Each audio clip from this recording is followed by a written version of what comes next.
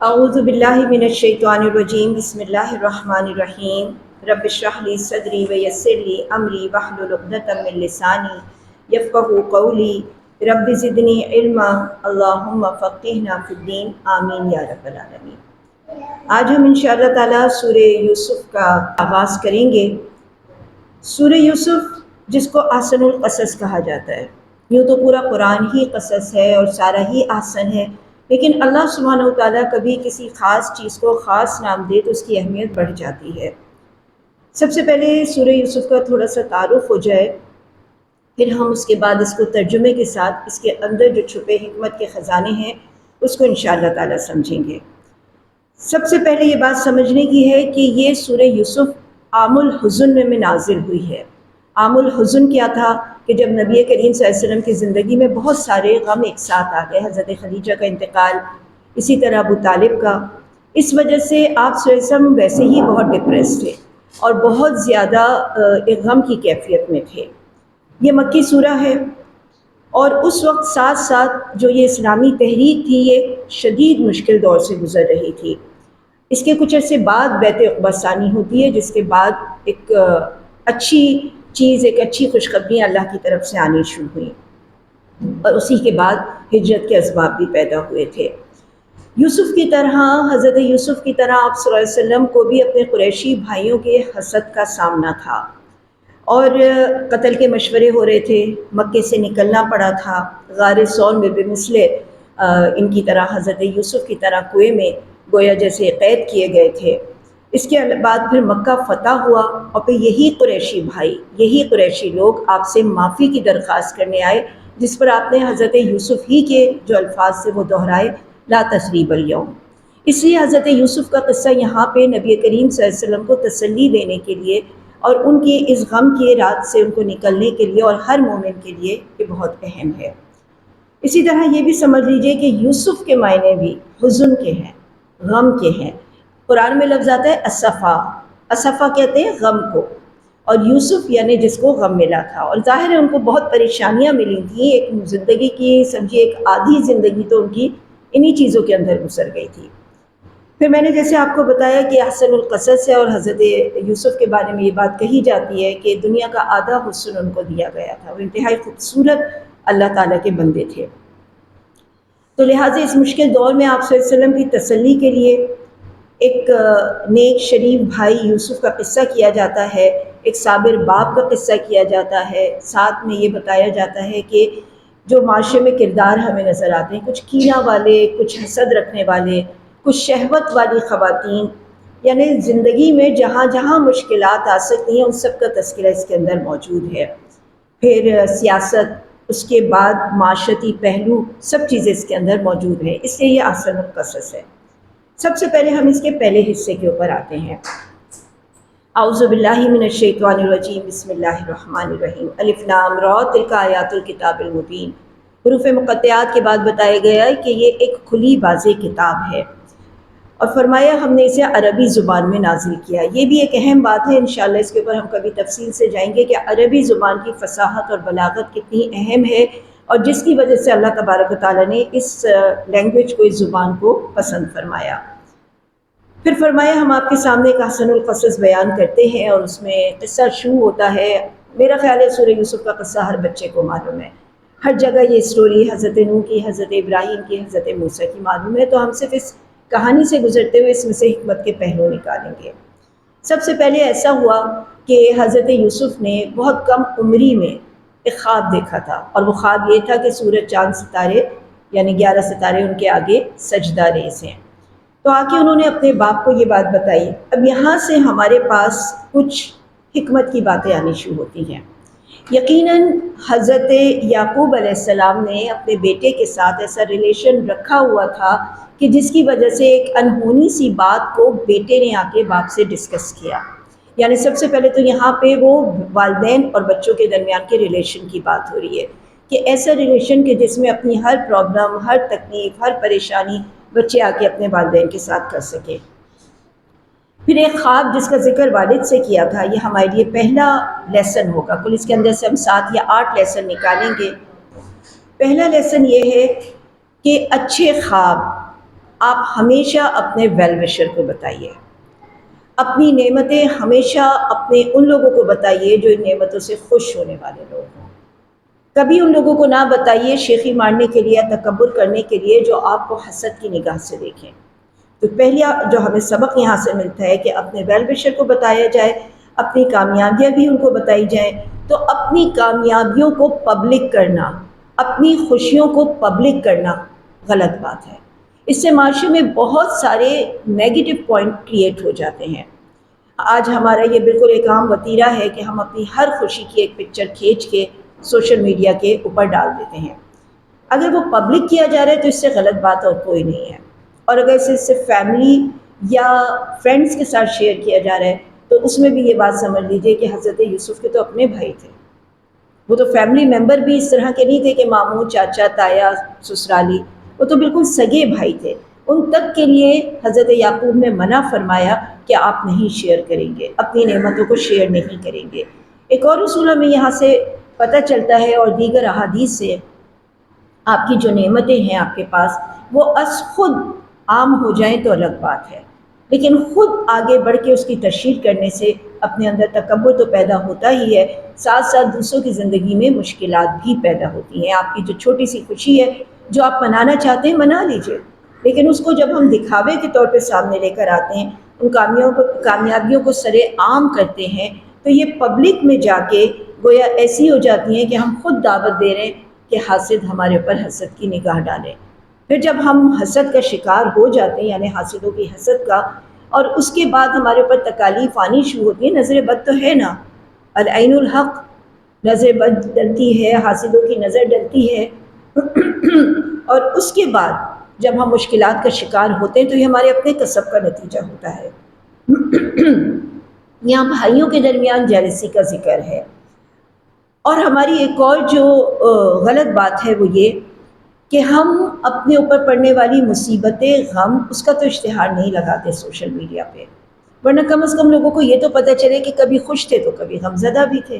ہم صرف خوشیوں کا اور اپنی نعمتوں کا اظہار کرتے ہیں، جس کی وجہ سے دیکھنے والوں کو یہ محسوس ہوتا ہے کہ شاید ان کے پاس کوئی غم نہیں ہے، یہ ہر وقت ہنستے ہی نظر آتے ہیں، یہ ہر وقت خوشیاں مناتے ہی نظر آتے ہیں، حالانکہ ان کی زندگیوں میں غم ہوتے ہیں، لیکن ہم ان غموں کو تشہیر کرنا پسند نہیں کرتے کہ کوئی کیا کہے گا، کہ ذرا سی بات ہوئی لگا دیا، روتے ہوئے تصویر لگا دی، یا کوئی اور مسئلہ ہوا تو تصویر لگا دی، ہم نہیں لگاتے۔ اس کی وجہ سے عام لوگوں کے اوپر یہ تاثر جاتا ہے کہ ان کو کوئی تکلیف اور کوئی غم نہیں ہے، حالانکہ یہ بالکل ایک بیکار بات ہے۔ تو ہم نعمتوں پہ شکر کم کرتے ہیں اور دکھاوا زیادہ۔ اگر شکر کرنا ہو تو وہ اللہ کی آگے جھکنا، سجدہ شکر ادا کرنا، الحمدللہ کہنا، یہ زیادہ بہتر بات ہے۔ اگر ہم اپنا کتھارسس خود کریں، اپنے اندر خود جھانکیں، تو ہمیں پتہ چلے گا کہ ہمارے نفس کی اکساہٹیں ہمیں ایسا کرنے پہ ابھارتی ہیں۔ قرآن پڑھتے ہوئے ہم بار بار اس بات کا اظہار کرتے ہیں کہ دیکھیں، قرآن ہم کو تبدیل کرنے کے لیے آتا ہے، قرآن سے ضد لگائی نہیں جاتی، قرآن ہمیں تبدیل کرتا ہے۔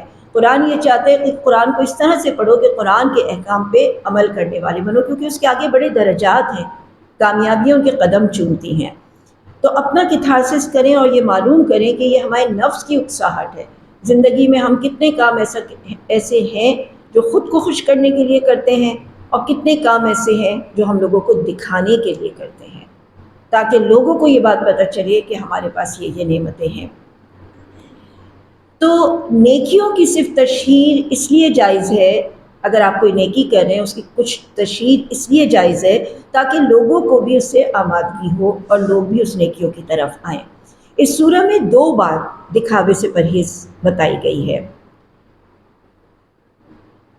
ایک بار تو یہیں پر کہ اپنے خواب نہ بتاؤ، اور دوسری بار اس مقام پہ آئے گا کہ جب یہ سارے بھائی حضرت یوسف کے پاس جا رہے ہیں غلہ لینے کے لیے، تو اس وقت باپ ان کو نصیحت کرتا ہے کہ ایک ہی دروازے سے مت جانا۔ ایک جتھا نظر آئے گا نا کہ پوری فیملی ایک ساتھ آ رہی ہے، ماشاءاللہ ہٹے کٹے کڑیل جوان ایک ساتھ آ رہے ہیں، تو نظر لگنے کا خدشہ ہے۔ الگ الگ دروازوں سے جانا، متفرق دروازوں سے جانا، تاکہ لوگ تمہارے اوپر نظر بد نہ ڈال سکیں۔ اللہ تعالیٰ ہم سب کو بنانے والے، اور اللہ تعالیٰ کو خوب یہ بات معلوم ہے کہ انسان کے اندر کہاں کہاں کمیاں پائی جاتی ہیں، کون کون سی اس کی خصلتیں ایسی ہیں جو دوسرے انسان کو نقصان پہنچا سکتی ہیں۔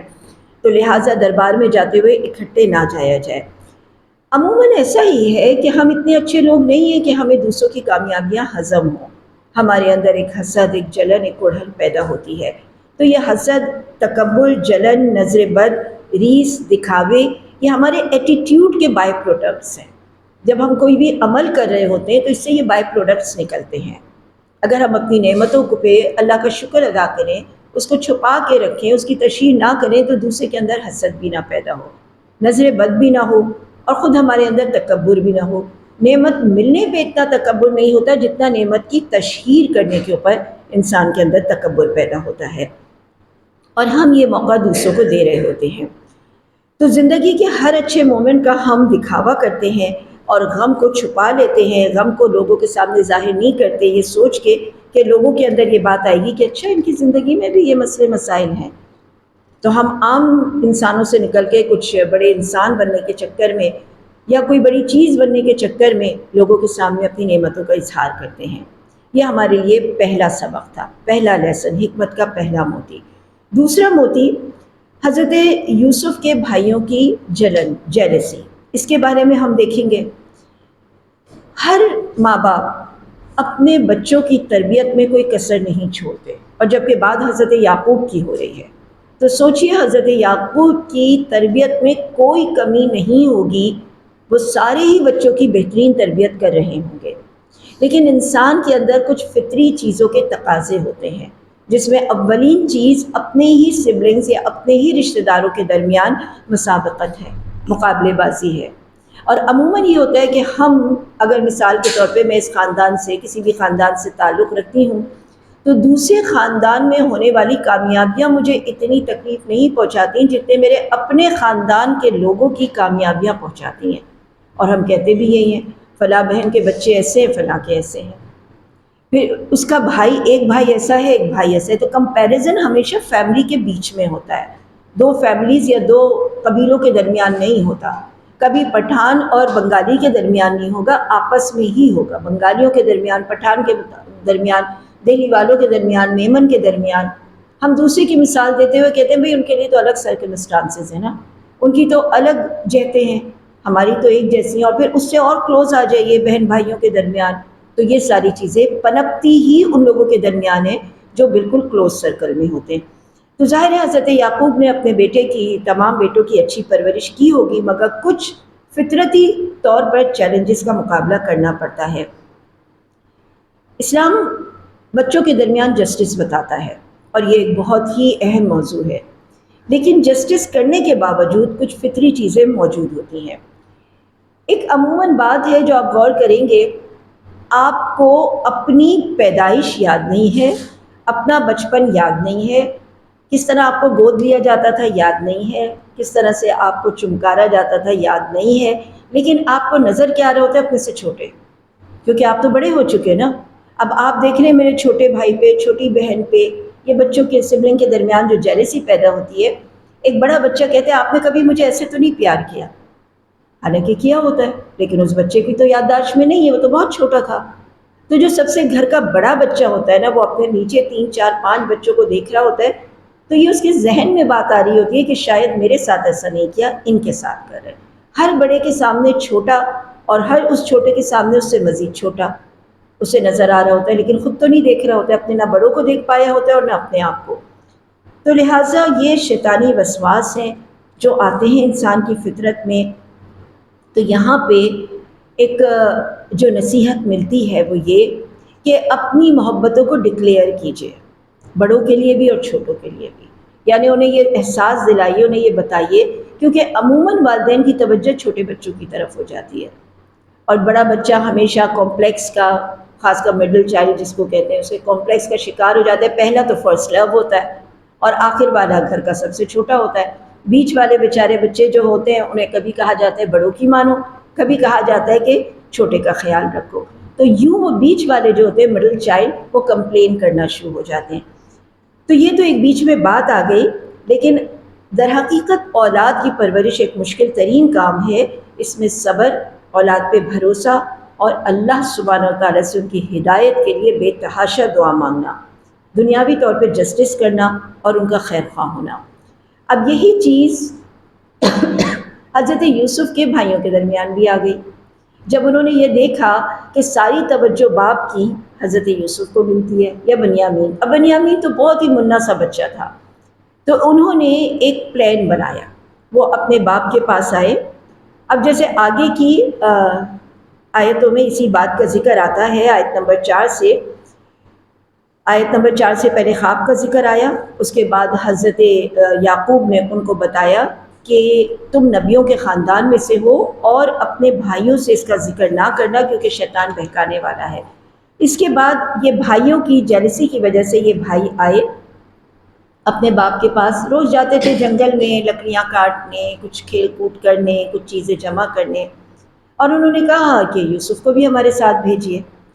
اب چونکہ باپ تھے اور وہ یہ دیکھ رہے تھے کہ بڑوں کے درمیان اور میرے چھوٹے بیٹے کے درمیان اتنی محبت نہیں ہے، تو اس بات سے ڈرے اور انہوں نے خدشے کا اظہار کیا کہ کیا پتہ تم لوگ کھیل کود میں لگ جاؤ اور بھیڑیا اسے کھا جائے۔ انہوں نے کہا ایسے کیسے ہو سکتا ہے جب ہم جتھا ہوں اور ہمارے بھائی کے اوپر آنچ آ جائے۔ تو یہاں پہ بھی ہمیں ایک فیملی سسٹم نظر آتا ہے کہ انہوں نے اسی بات کی، چاہے جھوٹی صحیح، جھوٹی تسلی ہی دی، مگر اپنے باپ کو یہ بات بتائی کہ فیملی کا فائدہ کیا ہوا کہ جب ایک کے اوپر مصیبت آ رہی ہو اور ہم باقی سب لوگ کھیل کود میں لگے ہوئے ہوں۔ تو لہٰذا یہ یہاں پہ ہمیں فیملی کی ایک اور بائنڈنگ نظر آتی ہے کہ بڑوں کی چھوٹوں پہ شفقت ہونی چاہیے اور چھوٹوں کی پروٹیکشن ہونی چاہیے، جس کا انہوں نے اظہار کیا اور جس کے بھروسے کے اوپر حضرت یعقوب نے بھیج بھی دیا حضرت یوسف کو۔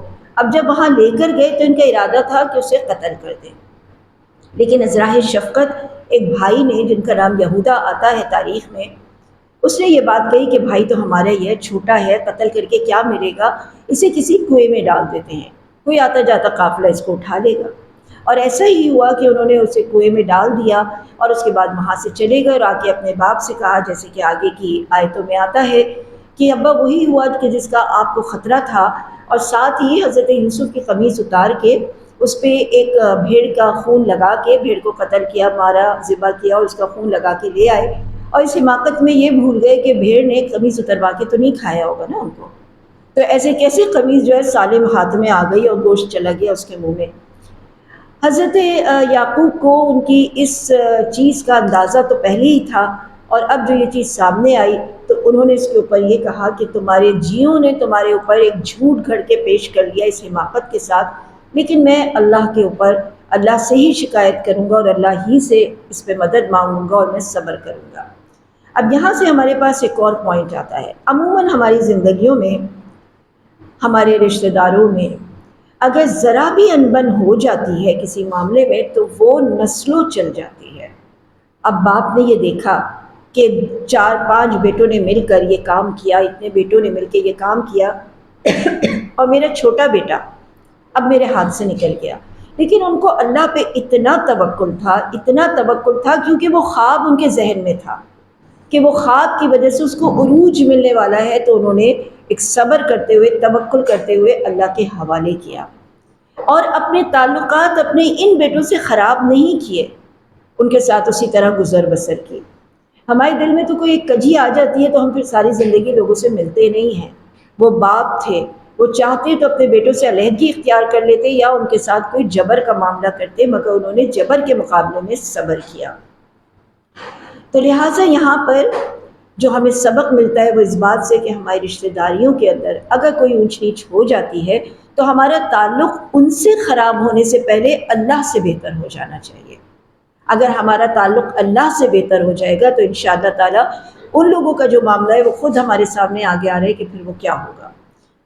تو بہرحال اولاد کی پرورش پہ ہم بات کر رہے تھے کہ یہ ایک مشکل کام تھا، لیکن ایسا ہو گیا، بھائیوں کے درمیان ایسی بات پیدا ہو گئی، اور پھر اس کے بعد انہوں نے یہ ہیلا کیا اور ان کو حضرت یوسف کو کنویں میں ڈال کے اور آ گئے۔ اب جو اگلا لیسن ہمیں ملتا ہے وہ بہت زبردست ہے، یہ 3rd لیسن ہے، یہ تیسری حکمت کی موتی ہے، اور وہ یہ ہے، اس کی ہیڈنگ ہم یہ دیں گے کہ بڑے کاموں کی شروعات ہمیشہ آزمائشوں سے ہوتی ہے۔ یہ کنویں میں ڈلنے سے مصر کی منسٹری تک کا سفر ہے، نبی کریم صلی اللہ علیہ وسلم کی شعب ابی طالب کی گھاٹی سے لے کر فتح مکہ تک کا سفر ہے، اور قیامت تک دنیا میں قائم رہنے والے دین کا سفر ہے۔ بیٹا میں آج یہ اس کو اس طرح قصے سے بیان کر رہی ہوں، قرآن بند کر دیجیے، کوئی مسئلہ نہیں۔ تو دیکھیے یاد رکھیے، زندگی میں جب برا ہو رہا ہو، برے کے بعد پھر برا ہو رہا ہو اور پھر مستقل برا ہو رہا ہو، یہ ایک بہت بڑی نشانی ہے کہ اللہ آپ سے کچھ کام لینا چاہتا ہے، اللہ آپ کے اندر کوئی حکمت اور وزڈم ڈالنا چاہتا ہے، بھٹی میں تپا کے کندن بنانا چاہتا ہے، کوئلے کو کٹ لگا کے ہیرا بنانا چاہتا ہے، لیکن اس میں سے گڈ 90% آپ کا کام ہوگا کہ آپ ان مشکل حالات سے اپنے لیے کیا نکالتے ہیں۔ یا تو مشکل حالات کے حوالے ہو جاتے ہیں، یا مشکل حالات سے سبق سیکھ کر اپنے لیے کچھ حکمت کے موتی چن لیتے ہیں۔ حقیقت میں کچھ اچھا ہونے جا رہا ہو تو اس سے پہلے زمین کی کھدائی ہوتی ہے۔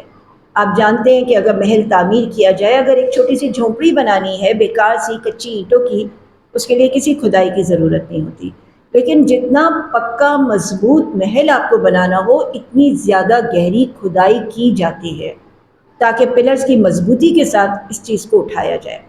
اسی طرح آپ یہ دیکھیں گے کہ کچھ پیڑ ایسے ہوتے ہیں جن کی جڑیں زمین کے اندر جاتی بھی نہیں ہیں، اوپر اوپر ہی رہتی ہیں، ذرا سی آندھی اور طوفان آیا، ذرا سا موسم بگڑا، وہ مرنے شروع ہو جاتی ہیں، آپ یوں چٹکی سے نکالیں گے وہ نکل آئے گی اور پھینک دی جائے گی۔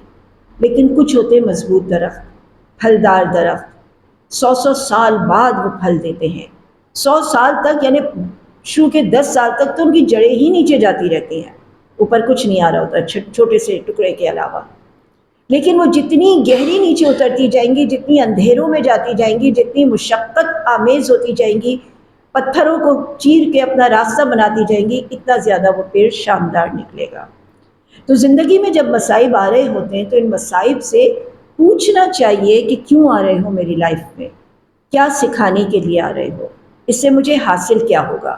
صرف مسائل پہ رونا دھونا، اور ایک مزے کی بات یہ، آپ سورہ یوسف شروع سے آخر تک دیکھیں گے کوئی کمپلین کا لفظ آپ کو نظر نہیں آئے گا، حضرت یوسف کی زبان سے کوئی کمپلین نہیں نکل رہی ہوگی۔ اب آپ دیکھیں حضرت یوسف کا یہ کٹھن سفر جو کنویں سے شروع ہوتا ہے، سب سے پہلے شفیق والد کی جدائی، خاندان سے علیحدگی، اپنے شہر سے علیحدگی، کنویں میں پھینکے گئے۔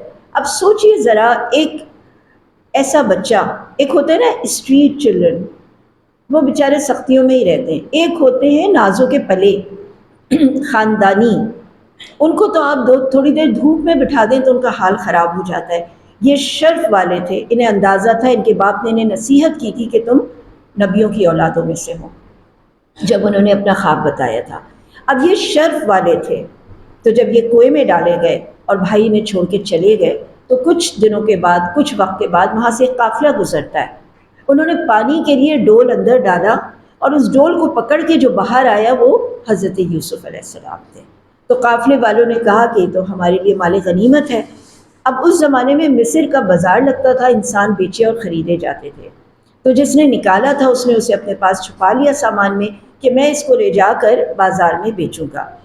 اب سوچئے یہ شرف والے انبیاء، میں آپ کو بار بار کہہ رہی ہوں کمپیریزن کیجئے، ایک ہوتے ہیں کہ اسٹریٹ بیگرز، ان کو آپ 2 دفعہ غصے میں بھی کوئی بات کہہ دیں گے نا، ان کے ماتھے پہ بل بھی نہیں پڑتا، لیکن کسی اچھے تربیت یافتہ گھر کے بچوں کو آپ اونچی آواز میں بات کریں گے نا تو وہ اسے اپنی بے عزتی محسوس کریں گے، وہ رونے لگیں گے، وہ ان کے اوپر ایک شرمندگی طاری ہو جائے گی۔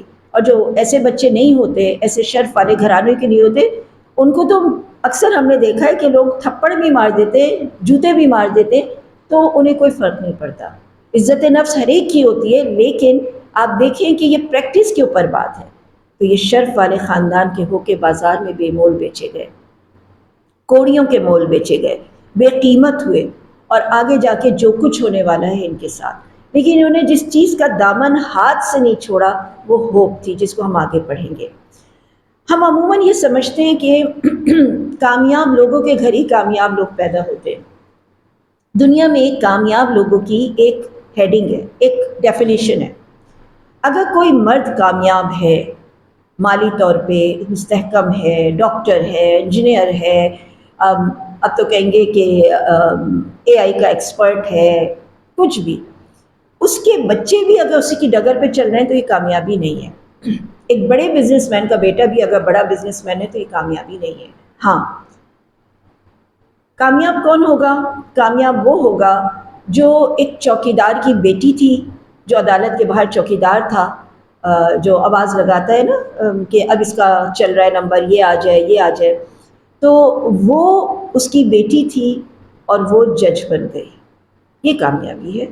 ایک غریب گھرانے میں پیدا ہوتا ہے انسان، اور پھر اس کے بعد مزدور کا بیٹا ہوتا ہے اور صدر بن جاتا ہے، یا وہ لوگ جو بھوک اور افلاس کے مارے ہوتے ہیں وہ لیڈر بن جاتے ہیں۔ یہ کامیابی ہوتی ہے۔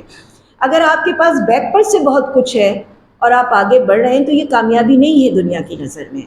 دنیا کی نظر میں کامیابی وہ ہے کہ جب کچھ نہ ہو، مشکلات ہوں، باد مخالف ہو، اور آپ اونچا اڑ کے دکھائیں، ہے نا، کہ اس چیز سے گھبرانا نہیں چاہیے۔ جو علامہ اقبال کا شعر ہے کہ تو باد مخالف سے نہ گھبرائے عقاب، یہ تو چلتی ہے تجھے اونچا اڑانے کے لیے۔ جب تک مخالفت نہیں ہوتی آپ کھڑے نہیں ہوتے۔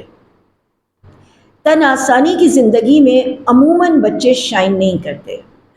اس کی ایک بہترین مثال اگر آپ کو دیکھنی ہو نا تو آپ جا کے دیکھیے کورنگی میں، لانڈھی میں، کٹی پہاڑی کی طرف، جہاں ڈپرائیو قومیں رہتی ہیں، آپ وہاں جا کے ان بچوں کا حال دیکھیے، کتنے عقل مند اور شاطر اور چالاک اور ماشاءاللہ ذہنی طور پہ مستحکم بچے۔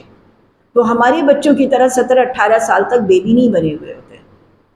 انہیں معلوم ہوتا ہے کہ انہوں نے جینا ہے تو اپنے پاؤں پہ کھڑے ہو کے جینا ہے۔ تو مشکل حالات انسان کو بہادر بناتے ہیں، انسان کو رسک لینا سکھاتے، آگے بڑھنا سکھاتے ہیں۔ جیسے میں اس میں ایک مذاق کی بات بھی کہتی ہوں نا کہ ویسے نہیں چلا جاتا، لیکن اگر پیچھے کتا لگ جائے تو ہمارے بھاگنے کی سپیڈ کتنی ہوگی۔ تو یہ جو ہماری تقدیر میں پیچھے لگنے والے لوگ ہوتے ہیں نا، ہمیں پش کرنے والے، تو شکر ہے ان لوگوں کا جو ہمیں اچھے مواقع دیتے، اور ساتھ ہے شکر ان لوگوں کا جو ہمارے لیے دشمنیاں کرتے ہیں۔ اگر وہ ہمیں ٹف ٹائم نہ دے تو ہمارے اندر نہ حکمت آئے، نہ وزڈم آئے، نہ ہی ہمارے اندر ڈیسیجن پاور آئے۔ یہ ساری مخالفت ایسی ہوتی ہے کہ آپ کا برین کام کرے، اب مجھے کرنا کیا ہوگا، پلان کریں۔ اور اگر ہر چیز بڑی اسموتھ چل رہی ہو تو آپ کبھی بھی ذہنی طور پہ نہ مستحکم ہو سکتے ہیں، نہ عقل مند ہو سکتے ہیں۔ تو ہم کسی بھی کامیاب انسان کی زندگی اٹھا کے دیکھیں، آج آپ جائیے اور ہوم ورک یہ کیجیے، کسی بھی کامیاب انسان کی زندگی اٹھا کے دیکھیے، کامیاب وہ جس کی ڈیفینیشن میں نے بتائی آپ کو، تو آپ کو پتہ لگے گا کہ اس نے زندگی کی مشکلات سے نکل کے اپنے آپ سے، ان حالات سے اپنے آپ کے لیے سبق سیکھے اور اونچی اڑان بھری۔ تو زمین پہ بیٹھ کے آسمان نہیں دیکھا جاتا، اس کے لیے پروں کو کھولنا ہوتا ہے، اڑنا ہوتا ہے، تب کہیں جا کے ہمیں آسمان کی وسعتیں ملتی ہیں۔ تو سچا اور محنتی ہونا، صبر کرنا، شکر کرنا اور اپنے حالات سے سیکھنا، اور یہ جو ہے نو کمپلین فارمولا۔ کمپلین کر کے ملے گا کیا، مجھے بتائیے؟ اگر آپ نے کہا کہ مجھے اچھا شوہر نہیں ملا، اچھی بیوی نہیں ملی، چلیے اچھے والدین نہیں ملے، اچھے سسرال والے نہیں ملے، اچھے رشتہ دار نہیں ملے، مال نہیں ملا، اچھا یہ سب کمپلین کرنے سے کیا مل جائے گا؟ نہیں ملے گا نا، شکر کرنے سے ملے گا۔ ہم وہ واقعہ پڑھ چکے حضرت موسیٰ کا کہ جب ایک شخص ملا تھا اور اس نے کہا کہ اللہ تعالیٰ سے کہنا بس کرے، بہت ہے میرے پاس اب اور نہ دے، اور دوسرے شخص نے کہا تھا کہ میرے پاس کچھ نہیں ہے، اللہ تعالیٰ سے کہنا کہ کچھ دے۔ اور جب حضرت موسیٰ نے اللہ تعالیٰ سے کہا تو اللہ تعالیٰ نے کہا جس کے پاس بہت ہے نا اس سے کہو شکر کرنا بند کرے، اور جس کے پاس کچھ نہیں ہے اس سے کہنا کہ شکر کرنا شروع کرے۔ اور جب آ کے انہوں نے یہ کہی یہ بات تو جس کے پاس بہت کچھ تھا اس نے کہا کیسے ممکن ہے میرے پاس اتنا کچھ ہے اور میں شکر نہ کروں؟ تو حضرت موسیٰ نے کہا اب کوئی تمہارے ساتھ وعدہ پورا نہیں ہو سکتا، پھر تمہیں ملتا ہی رہے گا، پیک ختم۔ اور جس کے پاس کچھ نہیں تھا اس سے کہا کہ شکر کرو، تو اس نے کہا کس بات کا شکر کروں، ہے کیا جس کا شکر کروں؟ تو انہوں نے کہا بس پیک ختم، اب تم اسی حالت میں رہو گے۔ تو شکر تو ایک ایسی چابی ہے جو تالا کھولتی ہے اللہ تعالیٰ کی نعمتوں کا۔ اگر کمپلین کرنے سے ہمیں کچھ ملتا ہوتا تو یہ تو بہت اچھا تھا، کمپلین کیجیے اور مل جائے آپ کو وہ۔ لیکن کمپلین کرنے کے بجائے اگر ہم شکر کریں ان چیزوں کا جو ہمارے پاس موجود ہیں تو اللہ تعالیٰ اتنی بھرپور عنایت دیتا ہے کہ جو چند چیزیں ہمارے پاس نہیں ہیں ہمارے اس طرف نظر بھی نہیں جاتی۔ تو پازیٹیو رہنا، کمپلین نہ کرنا، ایڈجسٹ کرنا، اور کامیابی کے خواب دیکھنا، آگے بڑھنے کے لیے راستہ تلاش کرنا۔ اور اللہ کے رسول صلی اللہ علیہ وسلم نے فرمایا جس شخص کی زندگی میں مشکلات پہ مشکلات آ رہی ہوں اسے چاہیے کہ سورہ یوسف پڑھا کرے، اور ایسے پڑھا کرے کہ ان کی زندگی میں کتنی مشکلات آئی تھیں، انہوں نے اسے کیسے اس کو ان مشکلات کو برتا تھا۔ اور کہنا کیا ہے مشکلات کے اوپر، انا للہ و انا الیہ راجعون۔ مجھے بتائیے اس دنیا میں ہم آئے کیوں ہیں؟ لیبلوکم ایکم احسن عملا۔ اللہ تعالیٰ یہی تو دیکھنے کے لیے ہمیں اس دنیا میں بھیجا ہے کہ تم میں سے کون اچھے عمل کرتا ہے۔ تو اچھے عمل اچھے حالات میں تو ہوتے ہی ہوتے ہیں۔ اصل تو اچھے عمل وہ ہیں جو برے حالات میں کیے جائیں۔ اچھے حالات میں شکر بہترین عمل ہے، اور برے حالات میں صبر بہترین عمل ہے۔ تو اس دنیا میں ہم صرف آزمائے جانے کے لیے آئے ہیں نا، خوف سے، بھوک سے۔ اللہ تعالیٰ نے سورہ بقرہ میں فرمایا مال و جان کے نقصان سے، تو خوشخبری ہے صابروں کے لیے۔ تو ہمارا رب ان تمام حالات کو دیکھ کر ہم سے یہ دیکھنا چاہتا ہے اما شاکرا و اما کفورا، تم شکر گزار ہوتے ہو یا بے شکرے ہوتے ہو، ناشکرے ہوتے ہو۔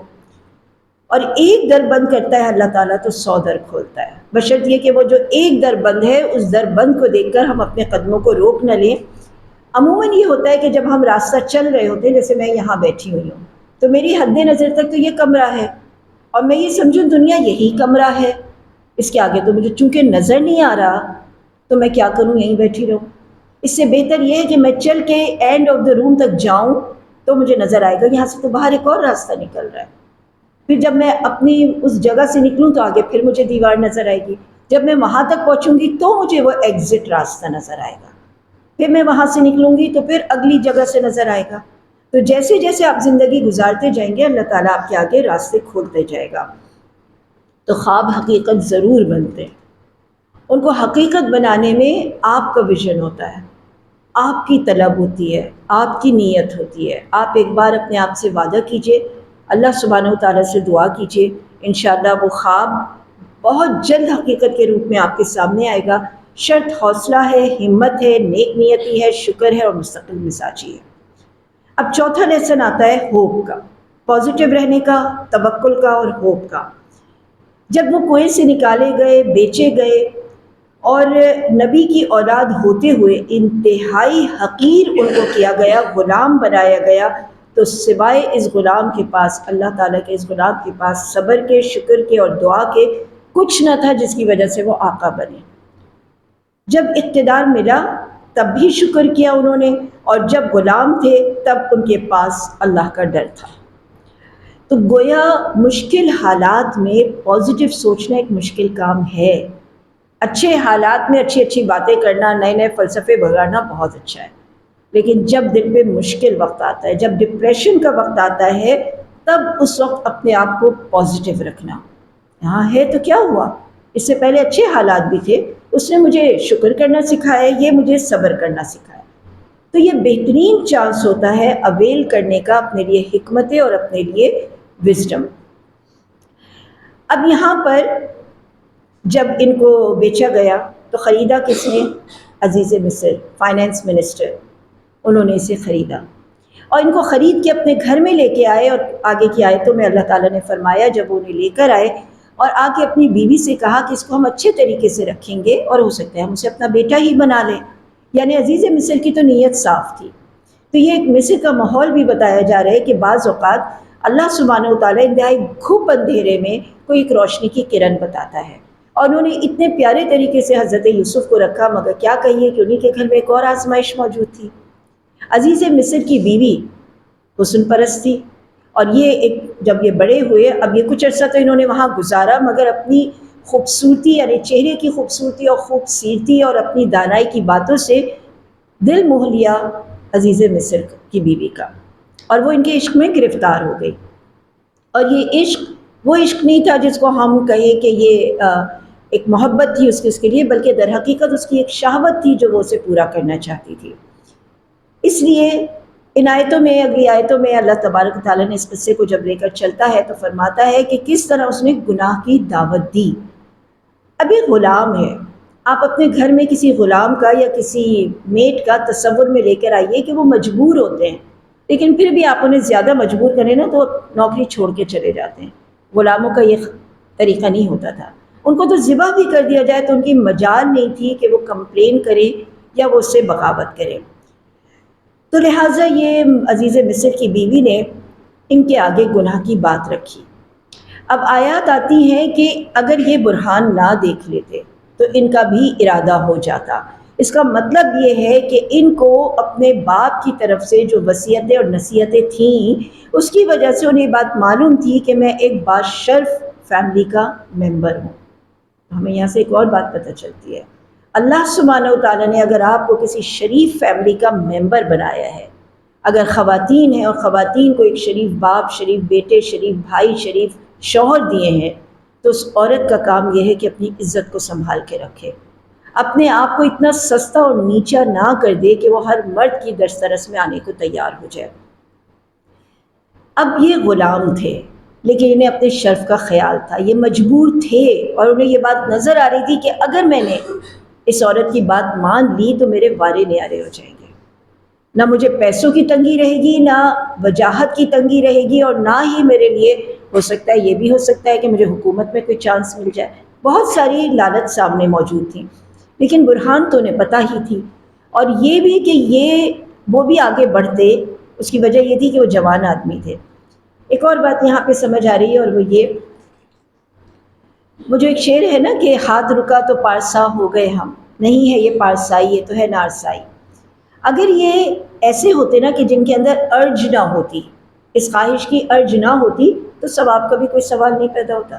ایک شخص ہے اس کے اندر اس بات کی ارج ہی نہیں ہے، وہ فرشتہ ہے یا وہ نامرد ہے، تو وہ اگر اس کام سے بچ جائے تو کوئی بڑی بات نہیں ہے، مگر ایک شخص جو ابھی نوجوانی کے عالم میں قدم رکھ رہا ہو اور جس کے اوپر بڑی مصیبتیں آ چکی ہوں، جو ناقدری کی گئی ان کی، جس طرح کنویں میں بھائیوں نے ڈالا، وہ بھی ناراض ہو سکتے تھے اللہ تعالیٰ سے، جس طرح انہیں بیچا گیا، وہ بھی شک کر سکتے تھے اللہ کی نعمت میں، اس کی رحمت میں، اور سوچتے چلو موقع مل رہا ہے ہاتھ رنگین کر لو، لیکن انہوں نے اپنے شرف کا اور تقوی کا خیال رکھتے ہوئے اس اقدام سے باز رہنے کا تہیہ کیا۔ تو اللہ سبحانہ و تعالیٰ کی نظر کرم کے وہ زیادہ طلبگار تھے بنسبت اس عورت کے، کیونکہ انہیں یہ بات معلوم تھی کہ اگر اللہ نظر کرم ہٹا لے گا، وہ عزت نہیں دے گا، تو دنیا کے کسی بھی معاملے میں کہیں سے کسی بادشاہ کی بھی مجال نہیں کہ وہ عزتیں دے سکے۔ یہ بڑی گہری باتیں ہیں، توکل کی باتیں ہیں۔ ہم عزت کہاں سے اور کس سے مانگنے جاتے ہیں، ملتی کہاں سے ہے؟ تو ہمارے سفر جو اس دنیا میں ہم کر رہے ہیں عزتوں کے لیے، وہ ہم کو صرف تھکن دیتے ہیں لیکن منزلیں نہیں دیتے۔ تو جوانی کا تقاضا تو ان میں بھی تھا، فرمایا کہ اگر برہان نہ دیکھ رکھی ہوتی تو یہ تقاضے ضرور ان کے دل کو مبتلا کر دیتے گناہ میں اور انہیں دلدل میں گرا دیتے۔ بنا جرم کے مجرم ٹھہرے، گو کہ ایک راز باز نے کرتے کے پیچھے سے پھٹے ہونے پر ان کی عصمت کی گواہی بھی دی، مگر غلام کی عزت کے مقابلے میں عزیز مصر کی عزت اہم تھی، تو حق پر ہونے کے باوجود خاموش رہنے کا حکم ملا۔ پھر دوبارہ اسی معاملے میں پھنسے عزیز مصر نے، یہاں پر عزیز مصر کی بیوی نے یہاں پر ان کے ساتھ اب نرمی نہیں کی، اور یوں وہ ایک عورت کے انتقام کا شکار ہو کے جیل میں چلے گئے۔ جیل جو کہ برے حالات کا کلائمیکس ہے۔ اب جب یہ جیل میں داخل ہوئے اس قید خانے میں، تو وہاں پہ کچھ لوگ اور بھی تھے پہلے سے۔ ان لوگوں نے کہا آپ تو بڑے ہمیں عزت دار اور بہت شریف انسان لگتے ہیں، کیا حضرت یوسف نے جیل میں انٹر ہوتے وقت یا کسی نے ان کو ڈالتے وقت ان کا شرف نامہ پڑھا تھا، ان کا خاندانی نامہ پڑھا تھا کہ یہ نبیوں کی اولاد میں سے، یا یہ اتنے نیک اور پارسا ہیں؟ یہ کیا چیز تھی؟ یہ ان کا اورا تھا۔ وہ جو زندگی بھر انسان اپنے کردار کو بناتا ہے تو اس کے کردار سازی اس کی شکل سے، اس کی حرکتوں سے، یعنی اس کے اعمال سے، اس کی باتوں سے ظاہر ہو جاتی ہے۔ کوئی بھی شخص 2 منٹ آپ سے بات کرتا ہے، آپ کو پتہ چل جاتا ہے کس طرح کا انسان ہے، اچھی نیت کا انسان ہے، اچھے کردار کا انسان ہے یا برے کردار کا انسان ہے۔ اور بعض اوقات تو وہ بات بھی نہ کرے، اس کا حلیہ، اس کا اورا، اس کا جو ایک پورا جسم ہے، وہ اس بات کی گواہی دیتا ہے، وہ ایک پر نور جسامہ ہوتا ہے، وہ اس بات کی گواہی دیتا ہے کہ یہ اچھے لوگوں میں سے ہیں۔ تو ہمارا حال خود ہمارے بارے میں بتاتا ہے اور ہمارا کردار ہمارا عکس ہوتا ہے۔ ہمارے اعمال ہماری پہچان بن جاتے ہیں اور یہ ایک اورا قائم ہو جاتے ہیں کہ ایک اٹریکشن ہوتی ہے اچھے لوگوں کی اچھے لوگوں سے جڑنے کے لیے اور برے لوگوں کی برے لوگوں سے جڑنے کے لیے۔ یہاں پہ ہمارا 4تھا لیسن ختم ہوا، 5واں لیسن شروع ہوتا ہے کہ عزت سے بڑھ کر کچھ بھی نہیں ہے ریپوٹیشن کے بارے میں۔ اب یہاں کے بعد جو ایک قصہ پورا شروع ہوا وہ یہ کہ ان کو دیکھ کر ان قیدیوں نے یہ بات کہی کہ آپ ہمیں بڑے نیک اور صالح لگتے ہیں، ہم نے کچھ خواب دیکھ رکھے ہیں، اس کی تعبیر بتائیے۔ ابھی تک ہمیں حضرت یوسف کے اس قصے میں یہ بات نہیں پتہ چلی تھی کہ وہ خواب کی تعبیر بھی بتاتے ہیں، یہ بات پتہ چلی تھی انہوں نے خواب دیکھا تھا اور اس کی تعبیر ان کے والد نے بتائی تھی۔ تو گویا یہ بات ہمیں پتہ چل رہی ہے کہ ان کو خواب کی تعبیر کا بھی علم تھا۔ جب ان سے پوچھا گیا کہ بھئی اس خواب کی تعبیر بتائیے، تو حضرت یوسف اب شروع ہو گئے تبلیغ کرنے کے لیے، یعنی ہمیں موقع کی تلاش میں رہنا چاہیے۔ ایسا نہیں ہے کہ ہر جگہ کے اوپر ہم اپنی واعظ و نصیحت کے دفتر کھول دیں، لیکن جب کوئی پریشان حال ہمارے پاس آتا ہے یا اپنے کوئی مسائل لے کر آتے ہیں، یہ بہترین وقت ہوتا ہے دعوت و تبلیغ کا۔ مثال کے طور پہ کوئی مسئلہ لے کر آپ کے پاس آیا، آپ کو نظر آ رہا ہے کہ ہاں اس پہ یا تو ظلم ہوا ہے یا یہ خود اپنے طور پہ اس کو غلط سمجھ رہا ہے، تو آپ نے اس کے پرابلم کو سولو کرنے سے پہلے کیا کرنا ہے کہ اس کو اللہ کی طرف دعوت دینی ہے، اللہ کے رسول کی طرف دعوت دینی ہے، اسے سیدھا راستہ بتانا ہے اور یہ بتانا ہے کہ در حقیقت اللہ تعالیٰ کون ہے، اس کی ذات کیا ہے، اور یہ تعارف دینا ہے کہ میں صرف اللہ کو پوجنے والا ہوں، اللہ کے آگے جھکنے والا ہوں، اور یہی کام حضرت یوسف نے وہاں ان کے ساتھ کیا۔ جب کوئی ریکوائرمنٹ لے کے آپ کے پاس آتا ہے، اسے معلوم ہے کہ آپ ہی اس کام میں اس کا ہاتھ بٹا سکتے ہیں، تو آپ کیا کریں گے؟ آپ یہ کریں گے کہ اس کو سب سے پہلے وہ بات، اس کی جو بھی اس کی خواہش ہے یا اس کی ضرورت ہے، اس کو پورا کرنے سے پہلے اس کو اللہ کے بارے میں کچھ بتائیے۔ اب جیسے مثال کے طور پہ کوئی آتا ہے آپ کے پاس اور یہ بات کہتا ہے کہ ضرورت ہے کھانے کی، ضرورت ہے مال کی، ضرورت ہے کپڑوں کی، تو یہ بہترین وقت ہوتا ہے نا کہ جب وہ آپ کے پاس آئے تو آپ اسے پکڑ کے کچھ دو باتیں اللہ کی بتا دیں کہ دیکھو تم پہ یہ فقیری اس وجہ سے بھی ہو سکتی ہے، تم نماز نہیں پڑھتی ہو، تم ہمیشہ کیوں ہاتھ پھیلاتی ہو، تم اللہ تعالیٰ سے مانگو، میں ابھی تو دے رہی ہوں تم کو اور دیتی ہی رہوں گی، لیکن اگر تم اپنے خرچے یہاں کم کر لو، تم ان بری باتوں سے رک جاؤ، تم ان پان سگریٹوں سے رک جاؤ، تم فلاں چیزیں کر لو، اللہ کو یہ بات ناپسند ہے، تم برکت کے لیے دعائیں پڑھنا شروع ہو جاؤ، تو اس وقت اس کا دل نرم ہوتا ہے اور وہ چاہ رہا ہوتا ہے کہ کوئی چیز ملے، اور آپ اس کو اگر اللہ کا کلام پہنچا دیں اس وقت تو وہ سننے کے لیے آمادہ ہو جاتا ہے۔ اگر ایسا نہیں ہو، ایسی سچویشن نہ ہو اور آپ پکڑ کے کسی سے بات کہنا چاہیں تو وہ اپنی جان چھڑا رہا ہوتا ہے، ہاں جی ہم تو کرتے ہیں لیکن بس کیا کریں، اللہ سنتا نہیں ہے۔ لیکن جب وہ آتا ہے نا کسی معاملے میں پھنس کے آپ کے پاس، تو یہ بہترین چیز ہوتی ہے کہ جس میں آپ اس کو تبلیغ کر لیں۔ انہوں نے ان کی جو بھی خواب تھے اس کی تعبیر بتائی، اور واضح طور پہ نہیں کہا تم میں سے کس کو پھانسی ہوگی اور کس کو اجازت ملے گی واپس جانے کی۔ ایک نے خواب یہ بتایا تھا کہ میں یہ دیکھ رہا ہوں کہ میں نے سر کے اوپر روٹیوں کا ٹوکرا اٹھایا ہوا ہے اور اس میں سے جانور نوچ نوچ کے کھا رہے ہیں، انہیں پتہ چل گیا کہ یہ جائے گا اب جان سے، اس کو پھانسی ہو جائے گی۔ اور دوسرے نے یہ بتایا تھا کہ میں نے یہ دیکھا کہ میں بادشاہ کو شراب پلا رہا ہوں، تو اس کا مطلب یہ ہے کہ وہ بادشاہ کی خدمت میں حاضر ہوگا اور اس کی خدمت کرے گا۔ تو بتایا ایک کو رہائی ملے گی اور ایک کو دنیا سے رخصتی۔ اس کے بعد جس کے بارے میں ان کو پتہ چلا کہ ان کو رہائی ملنے والی ہے، ان کے پاس جا کے کہا کہ اپنے بادشاہ سے میرا ذکر کر دینا۔ تو گویا اگر کوئی بھی ایسا سلوشن ہم کو نظر آ رہا ہو تو ہمیں وہ اختیار کرنا چاہیے، کوئی سبب نظر آ رہا ہو تو اختیار کرنا چاہیے کہ اس سبب کے تحت ہم یہ کام کر گزریں گے، مگر اس کے اوپر بھروسہ نہیں کرنا چاہیے، کیونکہ ہوا یہی، وہ جب رہا ہوا تو بھول گیا۔ سبب اختیار کرنا ضرور ہے، سبب پہ بھروسہ کرنا نہیں ہے۔ آپ ضرور اختیار کیجئے اسباب، گاڑی بھی استعمال کیجئے، کھانا بھی استعمال کیجئے، مگر یہ بھروسہ کہ گاڑی ہوگی تبھی میں جا سکوں گی، کھانا ہوگا جبھی میرا پیٹ بھرے گا، لباس ہوگا بہترین تبھی میں اس جگہ جانے کے قابل بن سکوں گی، مال ہوگا تبھی میں یہ کام کر سکوں گی۔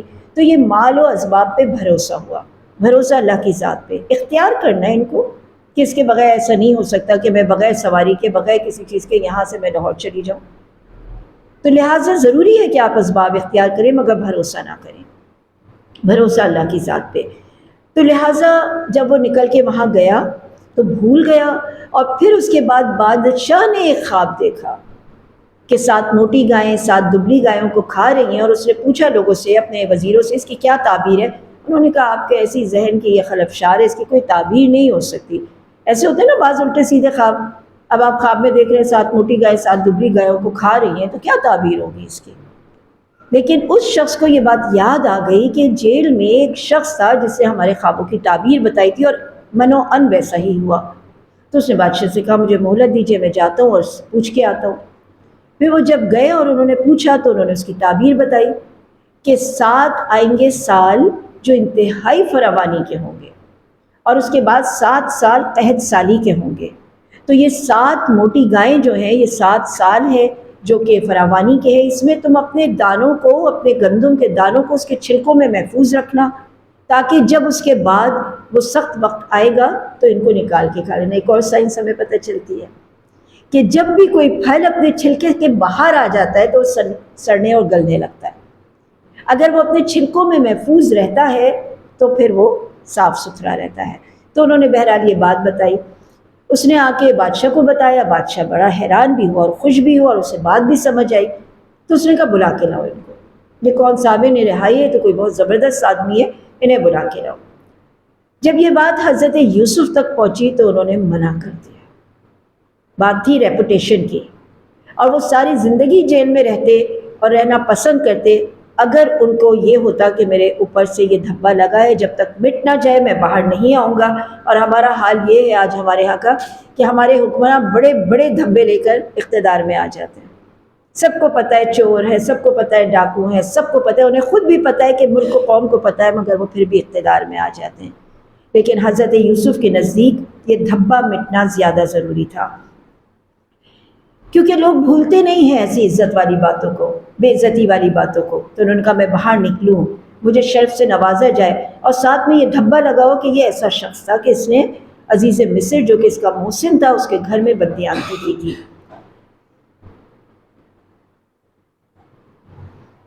اب جب ان کا یہ مطالبہ ہوا تو بادشاہ نے بلایا عزیز مصر کی بیوی کو، پوچھا ہاں بھائی بتاؤ کیا معاملہ ہوا تھا۔ اب ظاہر ہے اس کے بھی ہاتھ پاؤں بالکل کٹ گئے کہ اتنے سال کے بعد یہ معاملہ دوبارہ سے ری اوپن ہو گیا، اور اب تو بادشاہ مجھ سے یہ بات پوچھ رہا ہے۔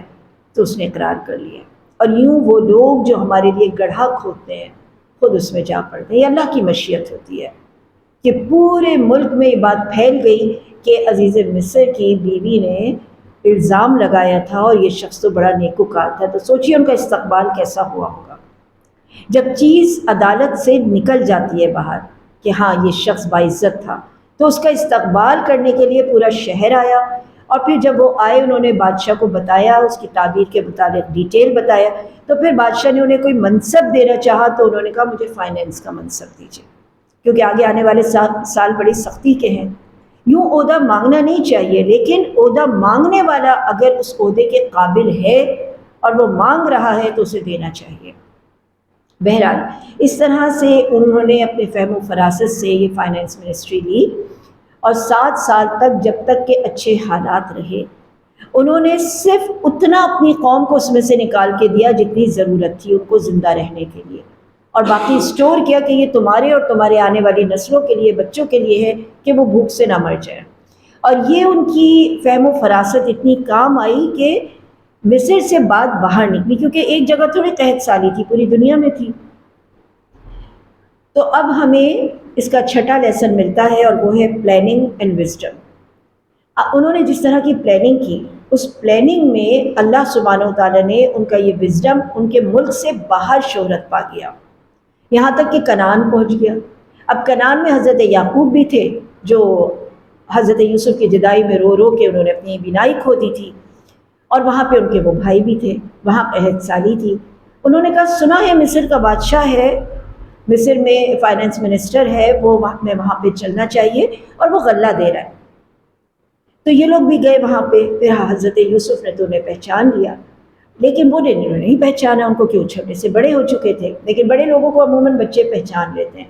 انہوں نے پہچان لیا، اور اس کے بعد انہوں نے قانون میں رہتے ہوئے، قانون کی پاسداری کرتے ہوئے ایک چال چلی کہ اپنے چھوٹے بھائی کا سامان میں اپنا سونے کا یا چاندی کا کٹورا رکھ دیا، اور اس بہانے بنیامین کو روک لیا، اور پھر انہیں بتایا میں تمہارا بھائی ہوں۔ اور پھر جاتے جاتے یہ کہا، اچھا بھائیوں کو ذرا پریشانی ہوئی، اور انہوں نے کہا کہ باپ تو پوچھیں گے کہ اب بنیامین کو کہاں چھوڑا ہے، تو انہوں نے یہ کہا ہم میں سے کسی کو رکھ لیجئے۔ انہوں نے کہا نہیں، قانون تو یہ ہے جس نے غلط کیا ہے اسی کو ہی روکا جائے گا۔ پھر جب یہ واپس گئے اور اپنے باپ کو بتائی یہ بات، اور ساتھ میں جھوٹ ملا کے کہا کہ اس نے اپنے بھائی کی طرح کچھ غلط حرکت کی، یعنی وہاں چوری کی ہے، حضرت یعقوب نے کہا صبر جمیل، میں صبر کرتا ہوں۔ وہ برہان بھی دیکھ رہے اللہ تعالیٰ کی، ان کو یہ بات پتہ تھی کہ اب وہ وقت قریب آ لگا ہے جب میرے یہ سارے دکھ اور درد دور ہو جائیں گے۔ بہرحال اس کے بعد یہ دوبارہ آئے اور انہوں نے کہا تھا کہ اب اپنے گھر میں سے سب کو لے کر آنا، تو وہ سب کو لے کر آئے، یعنی باپ کو بھی لے کر آئے اور چھوٹے جو بھی اور بھی ان کے خاندان کے لوگ تھے وہ بھی لے کر آئے۔ حضرت یوسف نے کہا تھا کہ تم دیکھتے نہیں ہو کہ میں پیمانے پورے دیتا ہوں، زیادہ پیمانے لاؤ زیادہ لے کر جاؤ۔ تو وہ جیسے کوٹا سسٹم ہوتا ہے، ہر شخص کو ایک ہی پیمانہ ملتا تھا، جیسے اگر جو مل رہا ہے تو ایک خاص اس کی میجرمنٹ ہے، وہ ایک آدمی کو ملے گا، زیادہ چاہیے زیادہ آدمی لے آؤ، ہر ایک کو ایک ایک پیمانہ ملے گا۔ تو اب یہ جب وہاں پہ پہنچے تو حضرت یوسف علیہ السلام نے کہا کہ کیا معاملہ کیا تھا تم نے اپنے بھائی یوسف کے ساتھ؟ بھائی دنگ رہ گئے، کیونکہ یوسف کا نام تو یا تو ان کو پتا یا ان کے باپ کو پتا یا خود یوسف کو پتا، تو یہ باپ بھی نہیں ہے، یہ کون ہے؟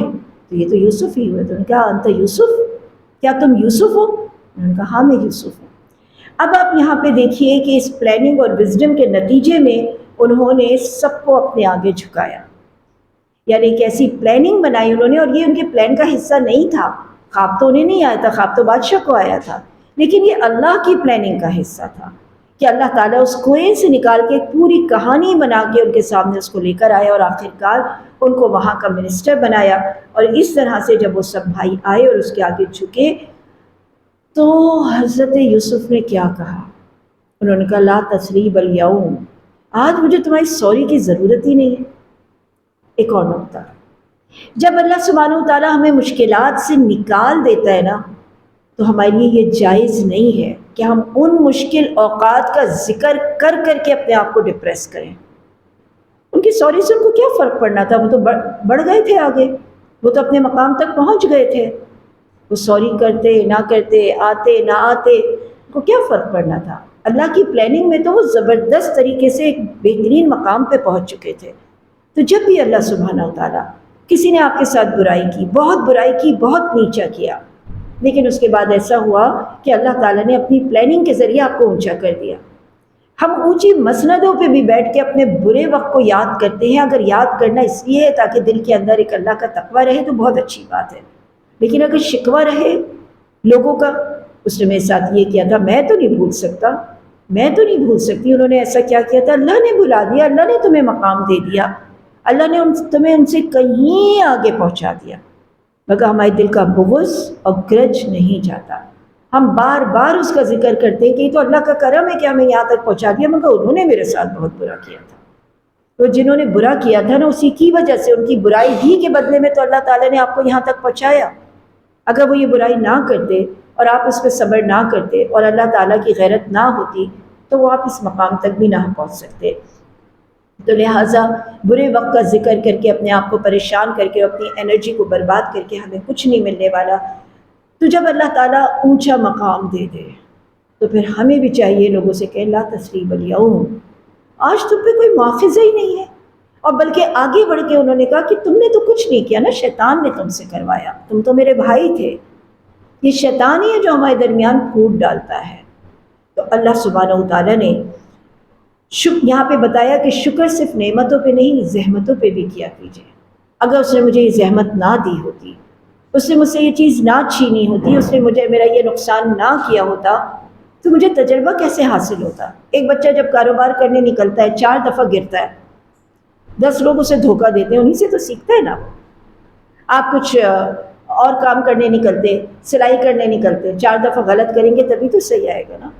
آپ کھانا پکاتے ہیں، 4 دفعہ جلائیں گے نہیں جب تک، گاڑی کی ڈرائیونگ میں آپ جب تک 4 دفعہ گاڑی ٹھونکیں گے نہیں تب تک آپ کو گاڑی چلانی نہیں آتی ہے۔ تو گرتے ہیں شاہ سوار ہی میدان جنگ میں۔ جو آدمی کام کرتا ہے وہی تو گرتا ہے، جو نہیں کرتا بیٹھا ایک جگہ، اسے کیا فرق پڑتا ہے؟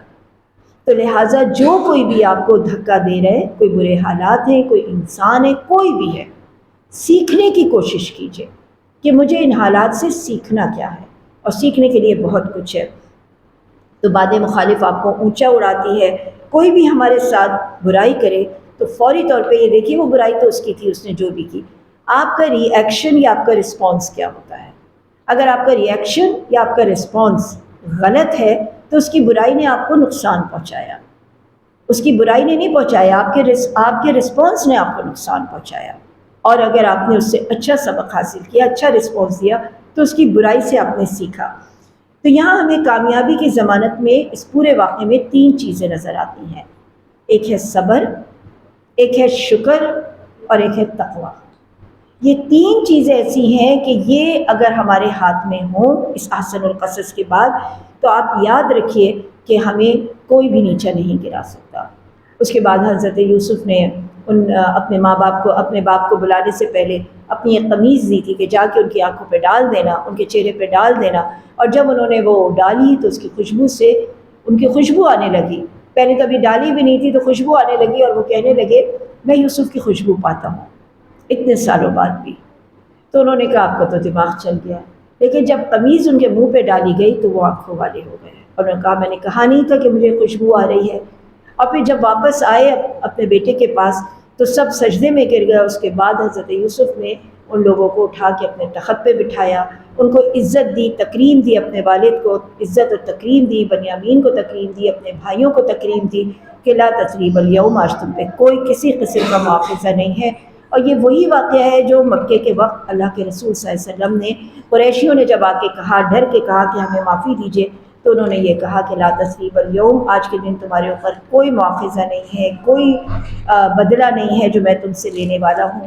بلکہ جب انہوں نے کہا کہ آج ہمارے ساتھ آپ کیا کرنے والے ہیں، حضور صلی اللہ علیہ وسلم نے پوچھا تمہارا کیا خیال ہے میں آج تمہارے ساتھ کیا کرنے والا ہوں، تو ان کا وہی جو ابن کریم ایک دوسرے کے ساتھ کرتے ہیں، جیسے کہ حضرت یوسف نے کیا۔ تو پھر حضرت نبی کریم صلی اللہ علیہ وسلم نے فرمایا لا تثریب اليوم، آج کے دن تمہارے لیے کوئی کسی قسم کی سرزنش نہیں ہے، کوئی تمہارے لیے کوئی بدلہ نہیں ہے۔ آخر میں اللہ سبحانہ و تعالیٰ نے فرمایا ان کے بیان میں عقل والوں کے لیے یقیناً نصیحت اور عبرت ہے، اور یہ قرآن کے اندر یہ قصے جھوٹ بنا کے نہیں پیش کیے گئے، ان سے پہلے جو کتابیں آئی ہیں کھول کھول کے بیان کرنے والی ہیں، رحمت ہے اللہ کی طرف سے۔ یہاں ہمارا سورہ یوسف کا چیپٹر مکمل ہوتا ہے، اور الحمدللہ اس میں جو حکمت کے، دانائی کے موتی ہیں، پرلز آف حکمہ ہیں، اس میں وزڈم ہے، اللہ تعالیٰ ہمیں اس کے اوپر پورا عمل کرنے کی توفیق عطا فرمائے۔ وآخر دعوانا الحمدللہ رب العالمین۔